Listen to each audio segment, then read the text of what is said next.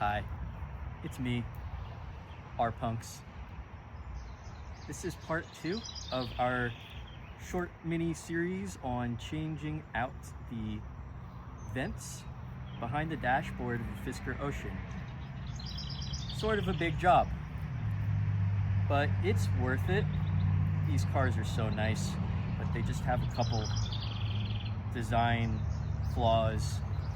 One of the most annoying ones are those HVAC vents that click and clack and they break and the motors fall behind the dashboard.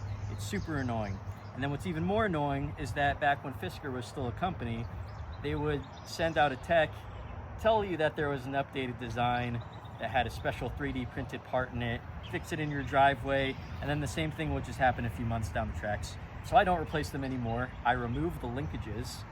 I will try and get that on film and show you how to remove the linkages on them so that they're all the motors are plugged in or zip tied up and out of the way if they've broken off of their mounts.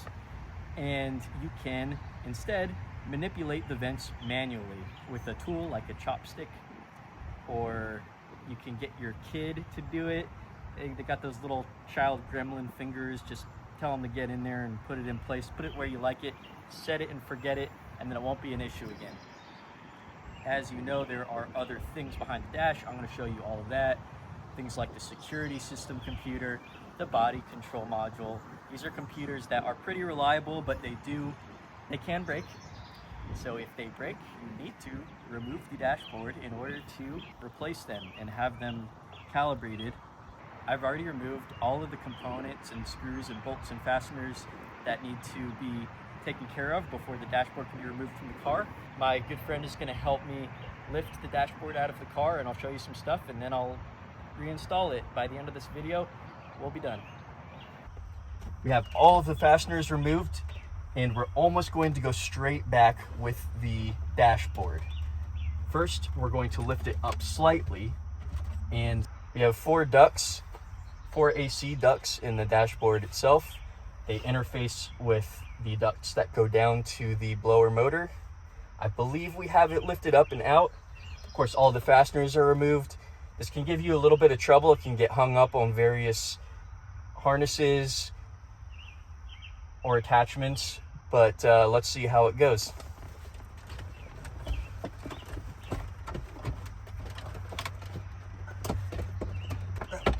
There we go. At this point, we're gonna bring it my way until it's centered on my lap. Say when. Keep it going. Gotta take this harness.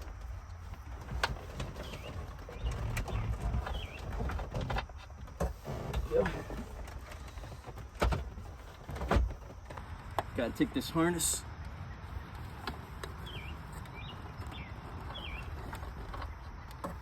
Yep.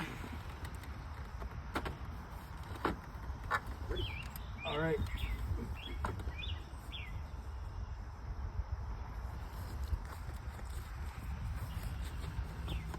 This side.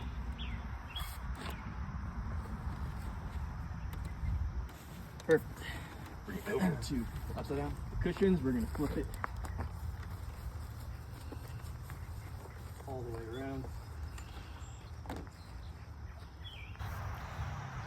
The Fisker Ocean has 4 electric vents. As you know, they're controlled by that center large screen. And if it didn't happen by the time the cars were delivered, within a month or 2 or 3, 1 or more of these vent motors would break themselves right off of the mechanism, right off of their pinions. So we see this one here, it's entirely missing. Where is it? It's floating around on its harness right here. So that can fall behind the dash and cause all numbers of problems. Of course, there's sounds, clicking, clacking, there's your vents getting stuck and whistling, not working right, not heating or cooling your vehicle correctly. And these can also get caught behind the taco tray, so your taco tray won't open. You know it, you've seen it, you love it. There has been a solution in the past where these are replaced with new units. They ostensibly had an upgraded mechanism to where they wouldn't break again. that wasn't exactly true. It was really the same thing. If you can see this bright orange part here, this is a 3D printed component that was meant to strengthen the pinion, where the motor rotates the vents. But as you can see, this one failed entirely, and it has the 3D printed special part, so that wasn't true, that it was a permanent repair. I no longer replace these with new components because they are just going to fail again. And as you can see, this entire process can take some time, and it's not really worth it to go in here and do all this work without a result that leads to a permanent fix. So we are going to remove the linkages, leaving these motors plugged in so that they don't cause any faults with the computer of the car. We're going to remove the linkages so that they don't do anything. That will allow us to manually set these vents to where we want the airflow to go, and they will not make any noise. They won't snap shut. We do lose the ability to change the direction of airflow with that dash display, but it is the lesser of two evils, and it means we don't have to take this dash apart, don't have to ever do this again. We enjoy the rest of the life of the vehicle with perfectly working air conditioning. Let's get started. I'm going to remove each of these vents and quickly delete the linkages. I'll show you that on camera, and we will put this dash back in the car.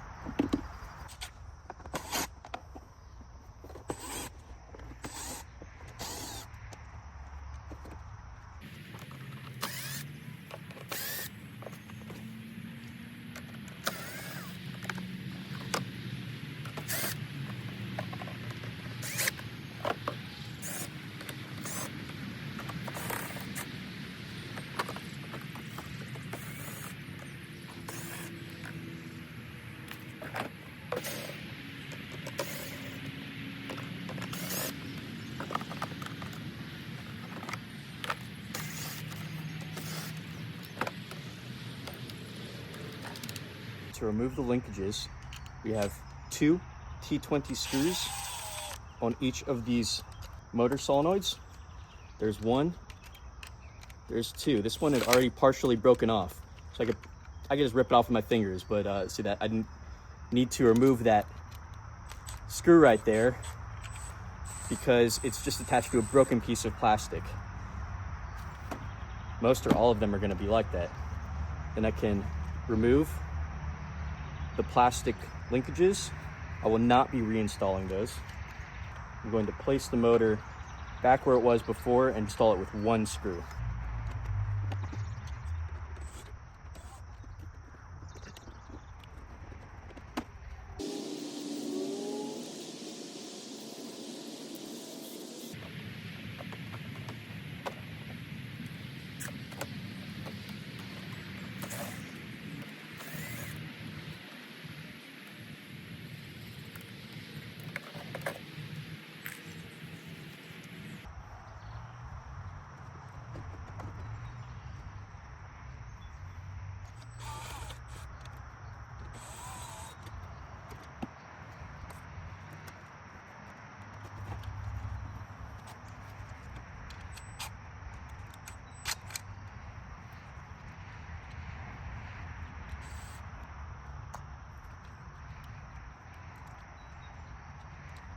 Slight complication, all of these motors are so broken that they can't be refastened to the vents.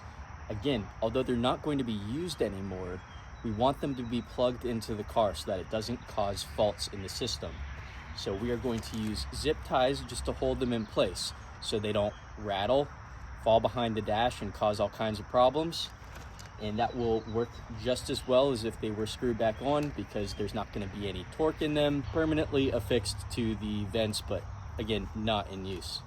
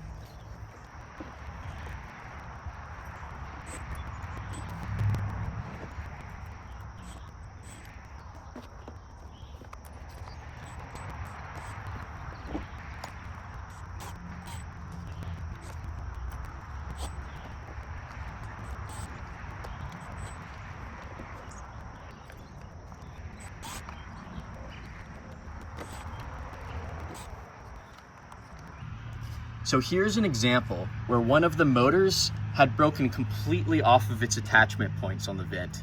So I couldn't screw it back on after removing the linkage. I zip tied it to the other motor. It just has to be out of the way and affixed in place. It no longer has any function. It only still exists here to be plugged in and not screw with the computer of the car. Similarly, this one broken entirely off. So I just zip tied it out of the way. I don't think it's gonna be in the way when we go to put the dash back in. If it is, we'll have to make some adjustments to that. But this way it won't fall out of place. This one barely hanging in there, but that's okay. Its linkages are removed. And we have two more. Now to get to them, I first removed this plate, 1, 2, and 3 T20 screws. I then removed the ducting. They are all held down with the same T20 screws. If you just look around the perimeter, you'll see all of them and they will pull right out of place. I'll show that on video. We have 1, 2, 3, 4, 5, and 6. Once those are out of the way, each vent assembly is held on by two T20 screws, 1 and 2 visible on top, and you'll be able to pull it out of the way. Before you do everything, you can go ahead and just unplug all of these. Now make sure that those are replugged at the end of your job. So what I'll do is I'll start at one side and I will just touch each harness connector and make sure I get it plugged in. And when I go to touch this one, oh, it's not plugged in. So I'll do that now. 1, 2, 3, and 4. All of them are plugged in. There are other reasons that you do want to remove this dash. Let's go over them. One is the security system made by a company called Chevalier in the UK. They didn't do that great of a job. We know we've had lots of key fob problems getting locked out of the car. Of course, now there are opportunities to get key cards or a new improved replacement key paired, but if you ever have a problem with that computer and you need it replaced, that's where this is. The dash comes out and it sits right here. With the dash removed, different modules are exposed for repair or replacement. We have your fuse box, your gateway computer, behind here your BCM, that's your body control module. That can have problems as well. Not a big deal once the dashboard is removed to repair the harnesses on it, the wiring, or replace the unit entirely. Here's your blower motors. You have 2, 1 and 2. Cabin air filter. So now I really quickly, while I have the dash out, want to go over the main dashboard connector, which you could not see. I had to do it out of camera because it is hidden up in the dash. I go by memory and muscle memory to know where that is. But now that I'm here, I can show you where that connector is.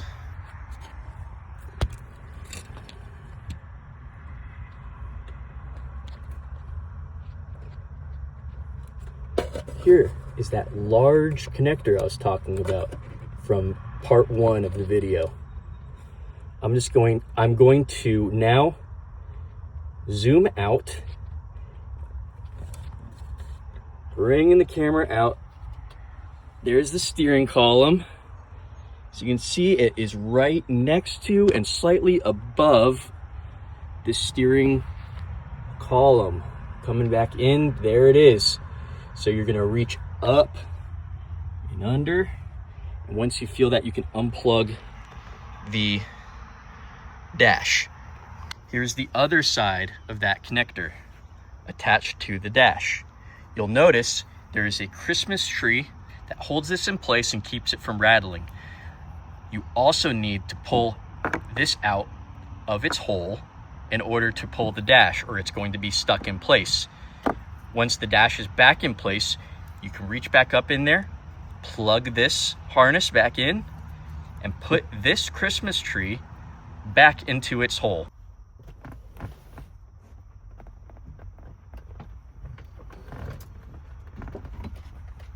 All right, let's rotate it up.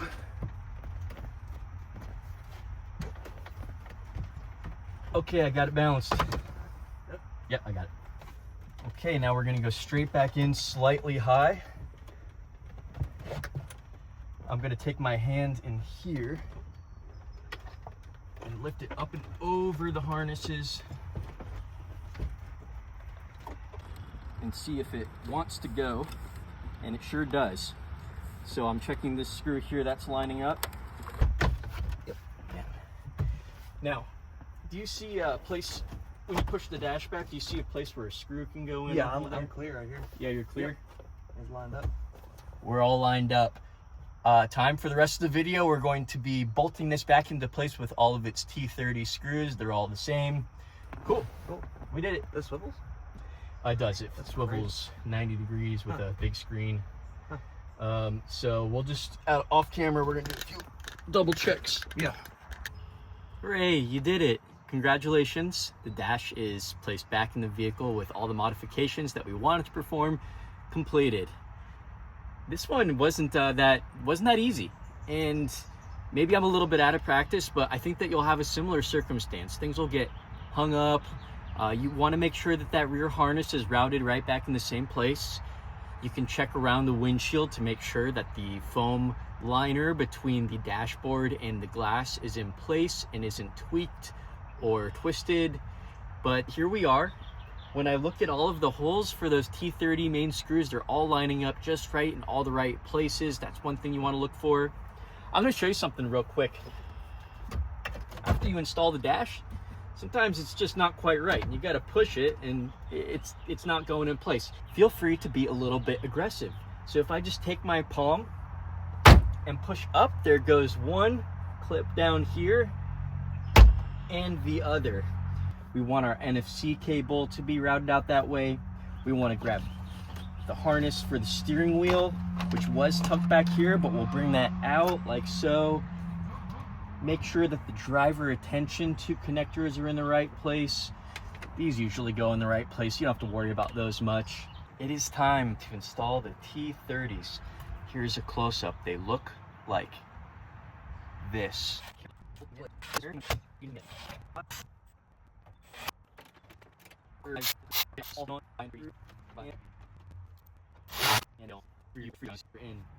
Give the dash a wiggle.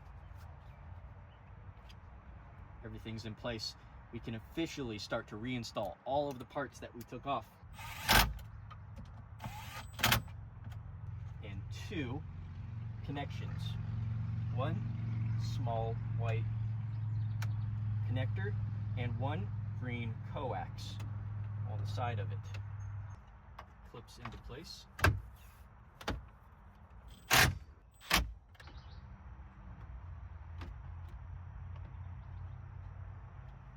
This next cover component, which has the rubber shroud in between the large screen and the dashboard, has two ambient lighting tubes, here and here.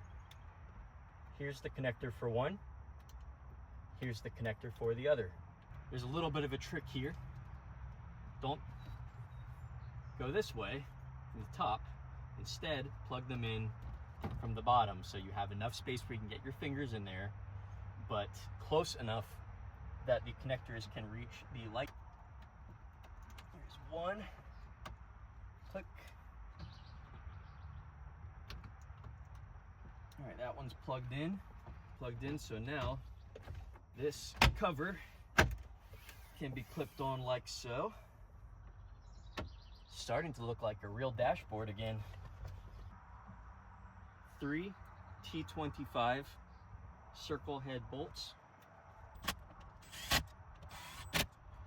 Once that's in place, it has one connector, this small beige one. Click. There we go. And I have two T20 screws.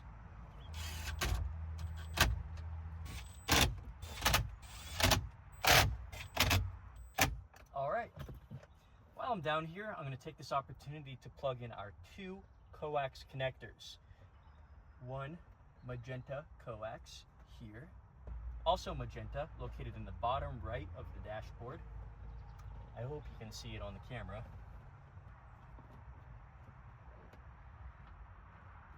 the A-pillar cover into place, making sure it's seated and that the center clip lines up, and if it does, you can feel it pop into place. It won't be fully secured until we install that T30 bolt. And the plastic cover.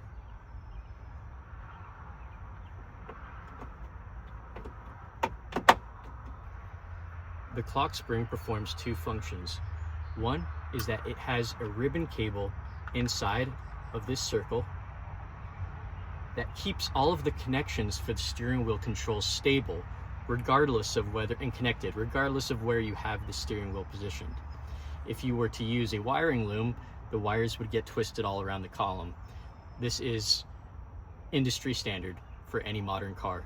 The name clock spring comes from back in the day when the very first iterations of this device, before it had that complex function, all it did was provide a stable electrical connection for the horn. It's the only thing that cars would typically have in the center of the steering wheel. To look like a clock face and have a spring inside of it, and that spring would trail along a ring of copper, and no matter where you had that steering wheel, the horn would always complete the circuit and function when you got road rage. Okay, it uses a T10 screw. It's tiny. It's the only one like it on the whole car. But what I'll do is just go slow, and as soon as I feel it tighten up, I'm done. That's all it needs. Here, here, here. Done. Two connectors for the clock spring. White, click, and yellow. Click. Upper and lower column cowls.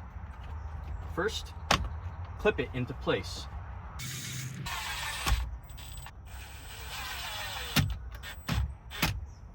The upper column cowl doesn't have any screws. It just clips into place. Let's install this big ass screen. I have two connectors. One small black connector for power and one coax connector for image. With the coax connector, line it up with its key and give it a aggressive plug until I feel it click.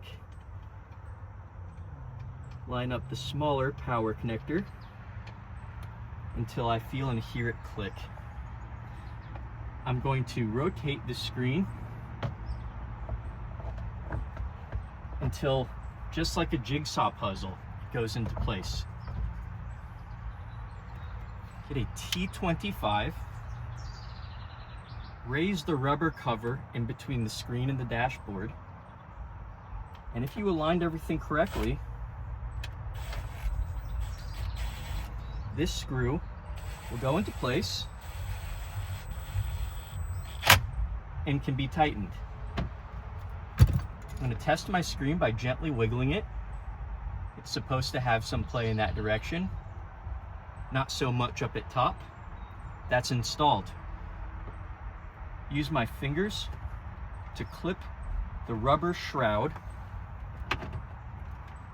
back where it goes, and that crazy giant screen is installed. The center console seems to weigh around 20 pounds. The dashboard isn't that heavy either. The dashboard maybe weighs 30 or 40 pounds. It's just the size of these things and the fact that they have all kinds of sharp edges that can scrape or scratch or damage other materials in the car when you're moving them around. That's why it's always a good idea to have a helper. We did earlier for removing and replacing the dashboard for that step, but for the center console, it's not as important. It's a little bit easier.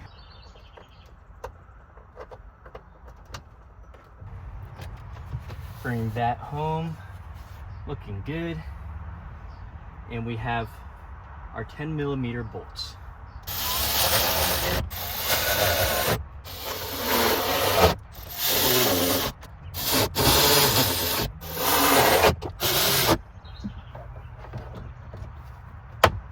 Only clips, 3 in front and 1 in back. That's in place. that in place. Small pad.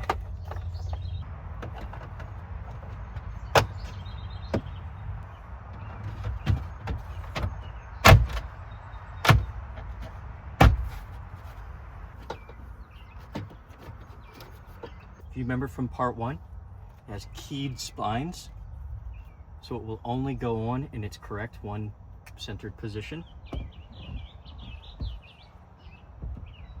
you find that key, place the steering wheel all the way on, plug in the controls connector, hand thread a 16mm center bolt, 45 foot-pounds. Steering wheel in the opposite direction.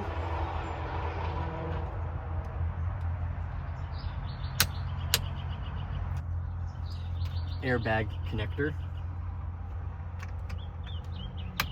And to install the airbag, line it up and give it a shove.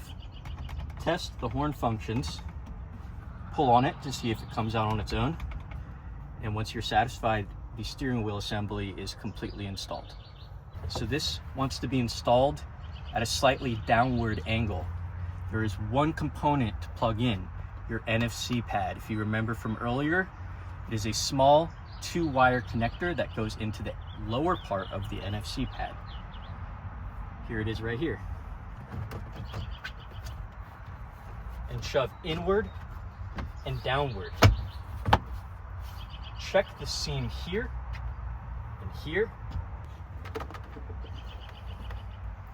Okay, I can feel both sides of it now. And I'm rotating the gate until I can feel it click, and then I'm pressing in the red lock. I'm moving my hand upwards until I can feel that Christmas tree. Moving my pointer finger until I can feel the hole it's supposed to go into. And I'm driving that home with my hand. And the dashboard now is completely connected. Okay, that took me, what, a minute? It's gonna take you longer. The thing's an absolute rash to get to if you're not used to it. So just set aside 5 minutes of deep breathing exercises and meditation, and perhaps a further 20 minutes where you know you're just going to be doing this one thing, which is to plug that difficult connector in. There's no reason to get upset, start cursing. It's not a big deal. It can just take some time. Let's move on from that. Lower kick panel. There's a spot that this clip fits perfectly into, just above the pedal box. And there is one device, the floor floodlight, that we need to plug in. We can plug that light in all the way up front here. And then we'll notice that this harness has different places as you bring it in for you to clip in, so that that harness isn't loose and rattly. So let's bring that in here now.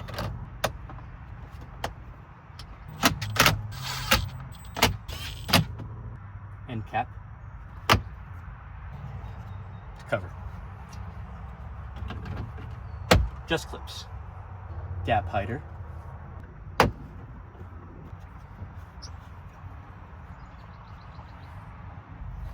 Lower trim.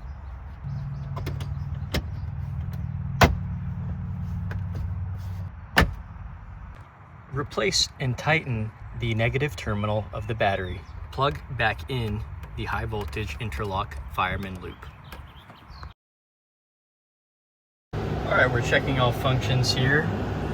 We want all these vents to be able to be manipulated manually.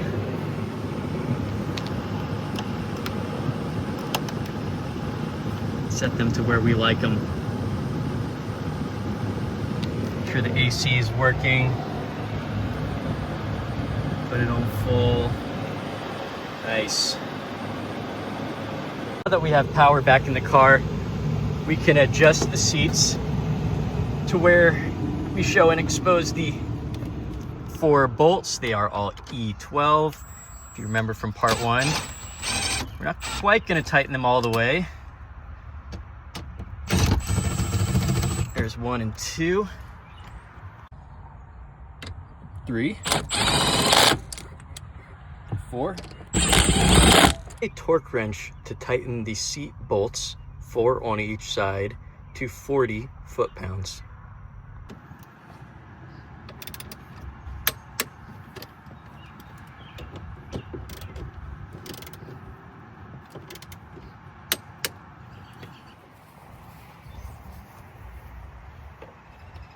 Hi, how are you? It's me again. Congratulations on completing this lengthy repair on the Fisker Ocean. Just a really short recap. We completely removed the dashboard in part 1, and in part 2 we did most of the reassembly and testing. In this case, we performed the repair for the purpose of removing the linkages from the AC vents. It takes the electrical motors that fail and break and crack out of the equation and allows you to set them and forget them. Made sure that the HVAC system is operating, blowing cold air, and then we opened up the vents using a pick or a chopstick. If you want to change the direction of the vents again, you can. It just takes an extra moment, but it's worth the trade-off, not having to worry about all the problems associated with them. Hope I was also able to show you the other things that are behind the dashboard that you might have problems with, like the security computer. One day you go and you're locked out or out of the car, or the key fob's not working anymore, and you're troubleshooting it, and you find out that that computer has crapped the bed and needs to be replaced. It can all be done on these Fisker Oceans. Everything can be repaired. They're even a little bit easier than some of today's complicated cars like Audi and Mercedes, German cars, for example. Well, enough yapping. Let's make sure that our 2 service mode bolts are back in place and get this car on the road. One last thing is that I did not, you probably noticed I didn't completely put back the cover in front of the taco tray. I left a couple panels off. That is because this customer has asked me to change out the cabin air filter. This Fisker Ocean has had over 50,000 nearly trouble-free miles, and it is time to change that filter. I haven't got it delivered yet though, so I went ahead and left it up to the point where I can easily get to the cabin air filter. So I wasn't trying to get one over on you guys. As you know, it's just some T20 screws and clipping those covers back on. It's a relatively small part of this repair. If you go to part 1, you can watch me remove that, and that way you'll know how it goes back on. It's just the reverse.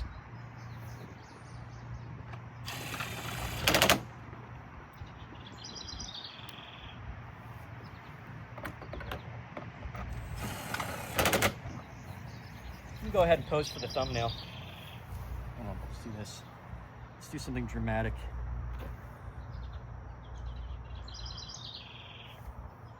Oh my gosh, it's a Fisker.